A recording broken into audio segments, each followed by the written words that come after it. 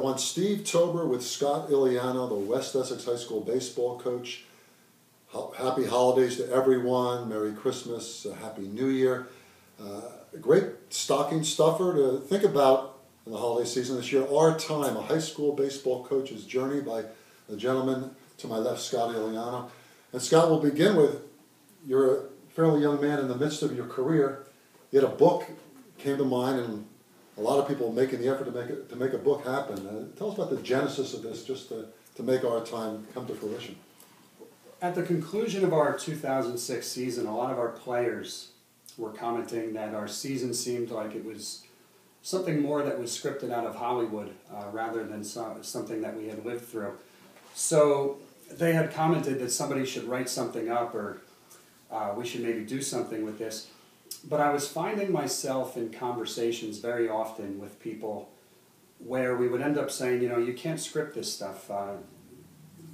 Somebody should write a book. We should write a book. So I just decided to sit down and write one.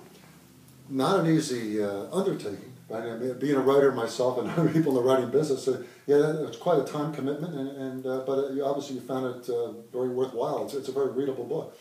Well, I found that I don't know if I'd have been able to write it if I didn't live through it.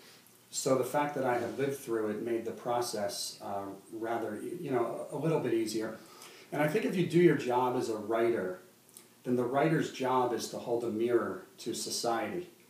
And one of my purposes in that was that I wanted to awaken consciousness, which could hopefully generate some meaningful discussion and even raise some important questions for everybody involved in amateur athletics, whether it be players, coaches, parents, administrators, everybody involved in the process. And on that, pertaining to that discussion, Scott, right off the bat, you don't hold back anything in terms of what you went through dealing with parents, administration, the type of kid that West Essex, sometimes it's a more of an affluent kid in some respects, not always the case, but it's a different challenges there for motivation, perhaps.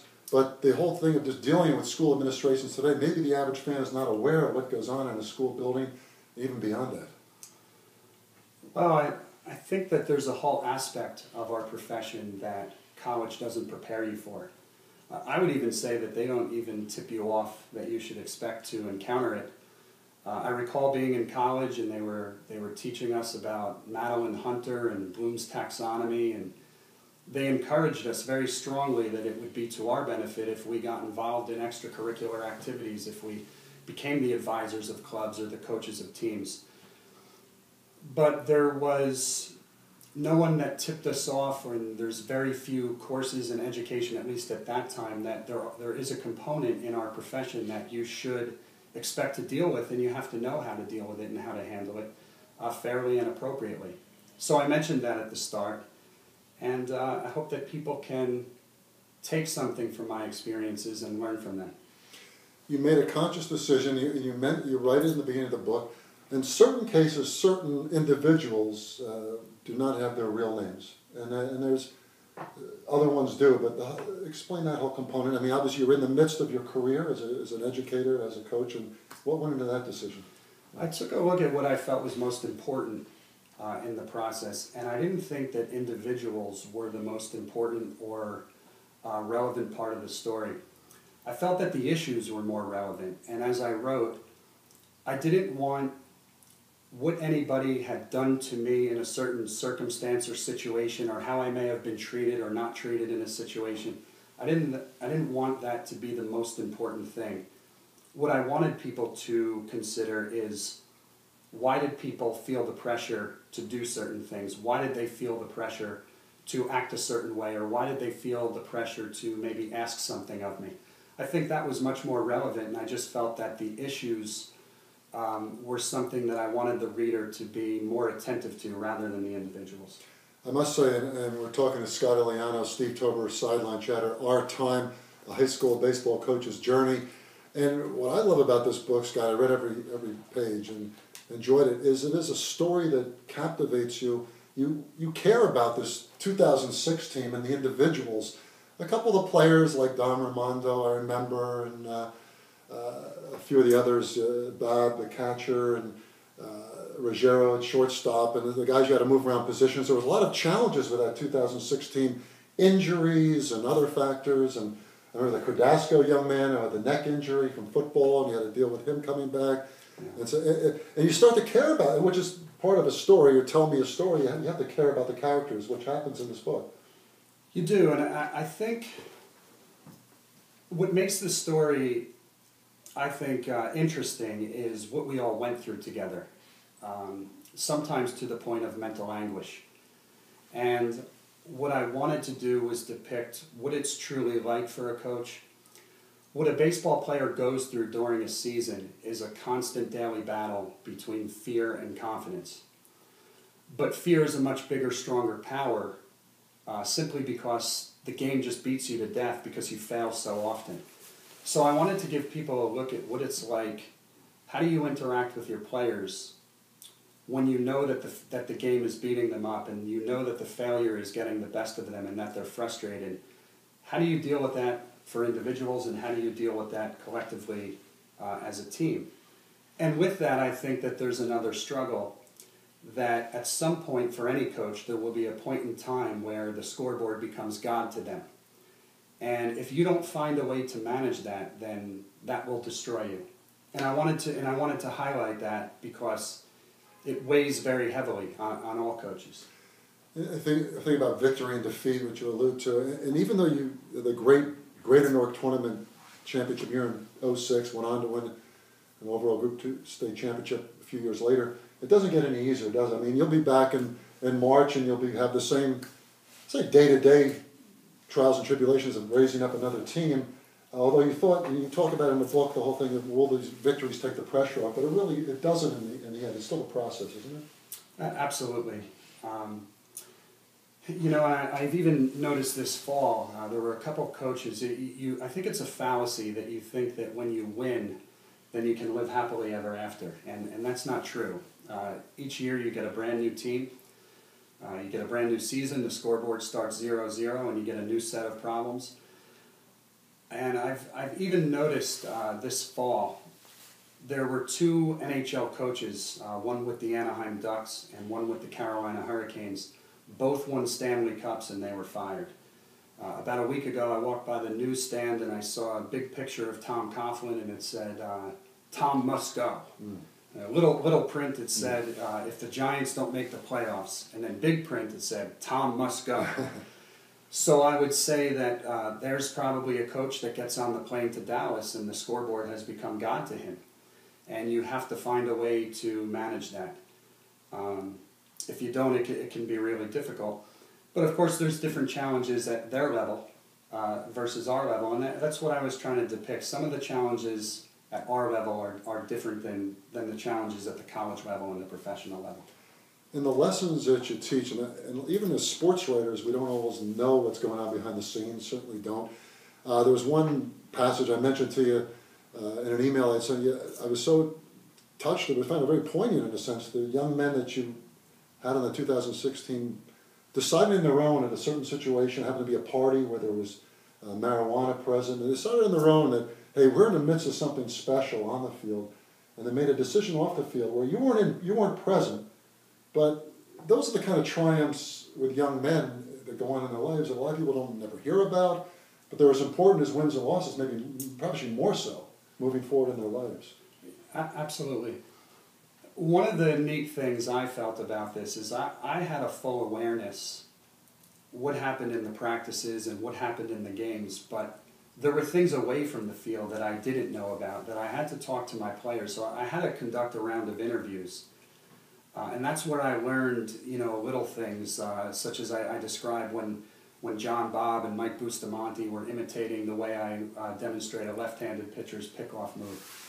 And that's when in the interview process I actually learned about that party. I did not know about that when I was living through it at the time. But I think it's interesting. I often raise the question, what if I never won a championship ever? If I went my entire career and never won a championship, but a heart-to-heart I gave to my team based upon things I was seeing and overhearing, encouraged them to leave a party just before arrests were made. That's not something that would ever make the Star Ledger, but I'll submit that it's a bigger victory. it's interesting, you talk about wins and losses, and I know in the book you talk about, will I ever win a championship? At one point earlier in your career, I mean, I'm a big North Carolina basketball fan. Dean Smith said moments after he won his first NCAA championship in 1982, am I a better coach than I was 2 hours ago? That kind of thing, and everybody knows Dean Smith was an immortal coach. But I mean, it's not like you have to win that championship, but that pressure doesn't mean that you're not a good coach when you're going through the whole process, obviously. I think there's a perception within our culture that if you win, you're a good coach, and if you lose, then you're not. I think that goes toward what I just talked about. Tom must go. He's the same Tom that led the Giants to a Super Bowl championship over an undefeated Patriots team. And maybe now, after they won the other night, maybe he's back in good graces, but you better not lose to the Jets. So I think it's a question of how much of perception is reality. And what's the benchmark for being a good coach? One of my all-time favorite movies is the movie Blue Chips with Nick Nolte. And I don't know if you've seen it or not, and you didn't need to necessarily. There comes a point in time with pressure from the alumni that he engages in illegal recruiting tactics. And what had happened is the scoreboard had become God to him, both to the alumni, and he started to do these things.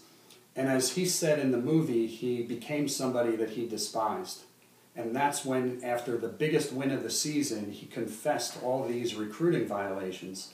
And he talked about the fact that maybe the best coaching job he ever did was when they only had 3 wins the season before. And now that they've won everything, he didn't feel good about himself. He didn't do it the right way. And he led himself to question, what's my role in this, and when did I really do my best coaching job? So I think it's very interesting to consider, is it all about championships, and does that make a coach a good coach merely because you've won? Of course, the win-at-all-cost mentality that pervades over high school sports and other sports today, and dealing with the inevitable parents who are, of course, the best agents for their youngsters. They're going through the process. And you see a lot of young coaches today driven out of the profession, younger than you, by boards of eds and parents. And it's kind of a sad statement. I think different than the time when I played high school sports in my day. And maybe, I'm sure the way your dad brought you up, it's sort of a sad commentary, but is there anything we can do about it?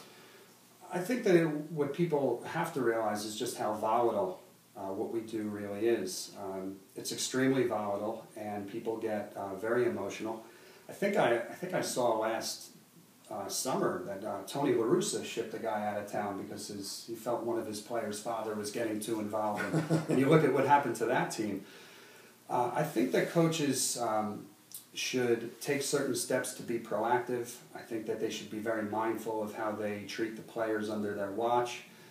I think that they should not allow any complaints toward them other than what might be perceived as a playing time complaint.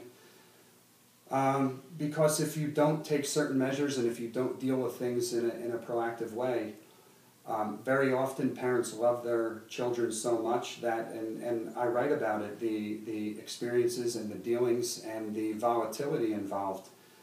I think that you really have to have an idea for how you're going to handle communication and how you handle the treatment of your players. And I think if you communicate openly, and I think if you're honest, and I think if you're professional, then you'll be fine. Scott Illiano, Our Time, a high school baseball coach's journey. Scott, tell people how they can get a hold of this fine book. They can get it on Amazon, Barnes & Noble, and the Google online bookstores. And I do just want to comment on one thing. Somebody had written me a letter about a week ago, and they said that this reminded them of the 1954 Milan Indians basketball team, which I didn't know, but in reading the letter, they said it reminded them of the Hickory basketball team in the movie Hoosiers. I think that's interesting. I think it makes for a great story, but I wanted to mention, I also wanted in here, I really wanted it to be a celebration of the great Seton Hall prep baseball program as well. I think that that's a program that probably doesn't get the credit or recognition that it deserves, and I think I would say that Mike Shepard Jr. and Seton Hall Prep have the same burden that Wayne Gretzky had in his career. In 1985, Wayne Gretzky, 85-86 I think it was, Wayne Gretzky had 215 points. And then in 1989, Wayne Gretzky had 168 points. And people were starting to question what's wrong with Wayne, because Wayne Gretzky was always being compared to himself.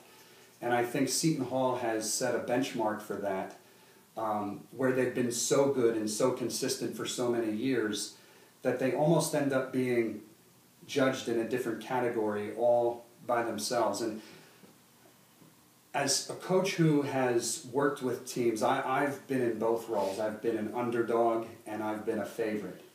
And I can tell you without a doubt, being a favorite is much more difficult, and it's extremely hard. When the preseason polls come out, there are expectations of perfection. It creates false realities. The idea of losing to a team that's not in the top 20 can put you out of the top 20. It can make your players feel extremely guilty. And that's a very difficult burden to carry. And I've watched Seton Hall over so many years have a bullseye on their chest, have all teams gunning for them. When they don't have the opportunity to throw their best pitchers, their opponents throw their best pitchers at them. And I think that I wanted to, just as much as I wanted to tell our story, which I think is a very exciting and interesting story, I wanted to also celebrate their program and give them the recognition and credit that I feel they deserve. Mike would probably get upset if he heard me say this, but I think sometime down the road he'll probably be the all-time winningest coach in New Jersey history. And at some point or sometime he'll step away and there'll be a new coach, and that coach will probably be outstanding and probably get talent, but I think sometime down the road we'll see that the program and the career that Mike has put together we'll probably never witness again in our lifetime, just as we're seeing now with Wayne Gretzky. And that brings me to the thought of what you also celebrate in our time, high school baseball coach's journey, is the lineage of great families, the Shepherds, your coach at Cedar Grove, Jack Lynch, some of the great people in the game of baseball. And in fact, on this table I have around Make the Team in Baseball by Clary Anderson, which is a book I treasure, and Pride Against Prejudice about Larry Doby, great gentleman in baseball. The historical content, the family content, which you certainly appreciate, and you bring up the Shepherds, one of the great families of American baseball. And I think that's something to celebrate in the game of baseball. I do, and I also thought that Mark Ruggiero, who wrote the foreword, did a fantastic job in depicting the history of the Greater North Tournament. I thought he did an outstanding job, and anybody from this area that's followed that tournament, I think, would really enjoy that. Yeah, you bring up names like Richie Zisk from Parsippany, and Elliot Maddox from Union, because remember the Greater North Tournament going back was an open tournament statewide. Some of the major leaguers that have passed along, Al Santorini, another great pitcher from Union. But some of the young men, it almost reminds me of Hoosiers, which happens to be my favorite sports film, and the characters like Mark and Dom Raimondo and others in this book, and they come to life too, even though they've now moved on to other things, which is a natural process, but it's all part of this story, our time, a high school baseball coach's journey. I think whether you're from northern New Jersey or around the country watching this on Sideline Chatter, you should go out and purchase this book. Scott Illiano, the fine baseball coach at West Essex High School in North Cole, New Jersey. I'm Steve Tober for Sideline Chatter, and thanks for logging on. And also read a story about this book we'll have talking about our time at www.sidelinechatter.com. Thank you very much.